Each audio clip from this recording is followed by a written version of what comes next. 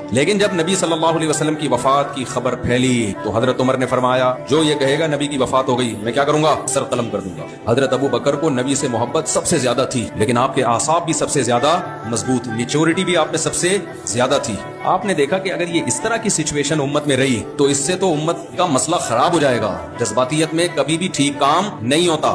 ممبر پہ کھڑے ہوئے خطبہ دیا اور قرآن کی آیت پڑھی، وما محمد الا رسول، محمد صلی اللہ علیہ وسلم تو اللہ کے ایک رسول ہیں، قد خلت من قبلہ الرسل، آپ سے پہلے بھی بہت سارے پیغمبر گزر چکے ہیں، افئن مات او قتلا، تو اگر نبی کی موت واقع ہو جائے یا میدان جنگ میں قتل کر دیے جائیں، انقلبتم علی اعقابکم، کیا تم دین سے واپس پھر جاؤ گے؟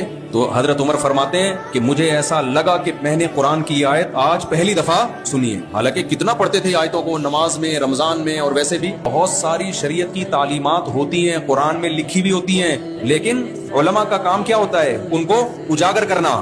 لیکن جب نبی صلی اللہ علیہ وسلم کی وفات کی خبر پھیلی تو حضرت عمر نے فرمایا جو یہ کہے گا نبی کی وفات ہو گئی میں کیا کروں گا، سر قلم کر دوں گا۔ حضرت ابو بکر کو نبی سے محبت سب سے زیادہ تھی، لیکن آپ کے اعصاب بھی سب سے زیادہ مضبوط، میچورٹی بھی آپ میں سب سے زیادہ تھی۔ آپ نے دیکھا کہ اگر یہ اس طرح کی سچویشن امت میں رہی تو اس سے تو امت کا مسئلہ خراب ہو جائے گا۔ جذباتیت میں کبھی بھی ٹھیک کام نہیں ہوتا۔ ممبر پہ کھڑے ہوئے خطبہ دیا اور قرآن کی آیت پڑھی، وما محمد الا رسول، محمد صلی اللہ علیہ وسلم تو اللہ کے ایک رسول ہیں، قد خلت من قبلہ الرسل، آپ سے پہلے بھی بہت سارے پیغمبر گزر چکے ہیں، افئن مات او قتلا، تو اگر نبی کی موت واقع ہو جائے یا میدان جنگ میں قتل کر دیے جائیں، انقلبتم علی اعقابکم، کیا تم دین سے واپس پھر جاؤ گے؟